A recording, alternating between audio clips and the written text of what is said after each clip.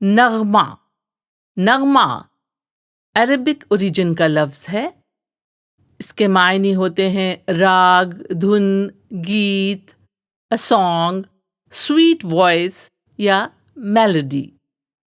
اچھی آواز، سریلی آواز، پرندے کی چہکار کو بھی نغمہ کہتے ہیں. جیسے صبح صبح بلبل چمن میں اپنا نغمہ سناتی ہے. اور فلمی گیت بھی فلمی نغمے کہلاتے ہیں. اور آپ جانتے ہیں گیتکار کو نغمہ نگار کہتے ہیں. جیسے ریڈیو پر پروگرامز میں اناؤنس ہوتا ہے، لیجئے اب آپ کی فرمائش پر پیش کرتے ہیں یہ نغمہ جسے لکھا ہے ساحر لدھیانوی نے. اور لفظ نغمہ سے ہی بنا ہے لفظ نغمگی، یعنی میلوڈیس. جیسے کہتے ہیں اس کی آواز اتنی اچھی تھی کہ میں تو اس کی نغمگی میں کھو گیا.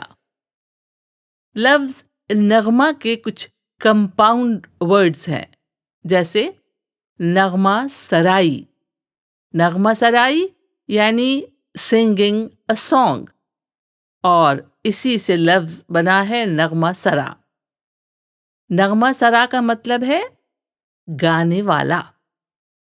یہ لفظ نغمہ سرا اس طرح آپ نے سنا ہوگا جیسے کسی شو میں اناؤنسرز کہتے ہیں کہ ابھی آپ کے سامنے نغمہ سرا تھے آپ کے پسندیدہ گائک.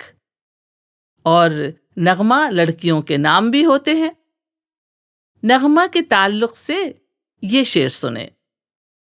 کیا تیرے شہر کے انسان ہیں پتھر کی طرح، کیا تیرے شہر کے انسان ہیں پتھر کی طرح، کوئی نغمہ، کوئی پائل، کوئی جھنکار نہیں.